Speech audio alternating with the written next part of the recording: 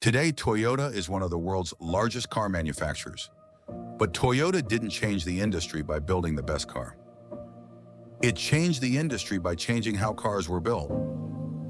After World War II, Toyota faced an impossible challenge. The company had little money, small factories, and limited resources. Meanwhile, American manufacturers were producing millions of vehicles every year. Competing head-to-head simply wasn't realistic. Ford's mass production system depended on making huge numbers of identical cars. Japan needed many different vehicles in much smaller quantities. Toyota realized that copying Detroit would never work. It needed a completely different approach. Engineer Taiichi Ohno began rethinking manufacturing from the ground up.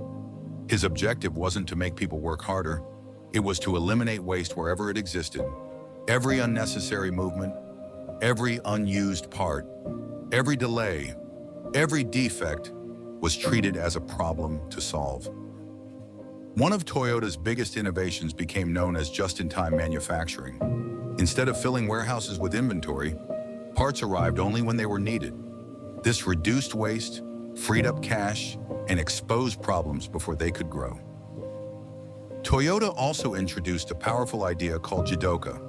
If a worker discovered a defect, they could stop the entire production line. Rather than allowing mistakes to continue, problems were fixed immediately. Quality became everyone's responsibility. Alongside this came Kaizen, the philosophy of continuous improvement. Employees at every level were encouraged to make small improvements every single day. One change might seem insignificant. Thousands of them transformed the entire company. As the system improved, so did Toyota's vehicles. The company earned a reputation for reliability, durability, and lower ownership costs. Customers noticed, so did competitors. When Toyota entered the American market, success didn't happen overnight. But during the oil crisis of the 1970s, everything changed.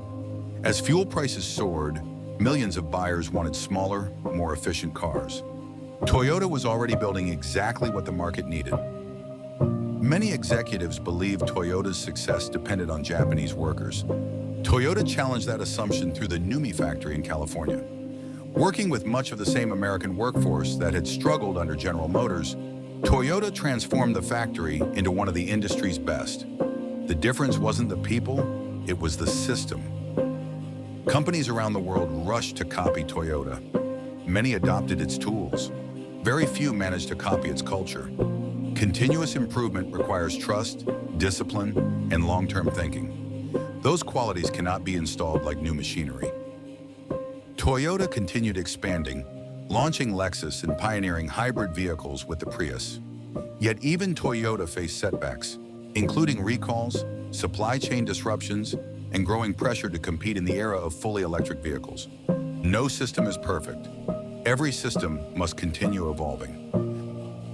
Toyota's greatest invention was never the Corolla, the Camry, or even the Prius.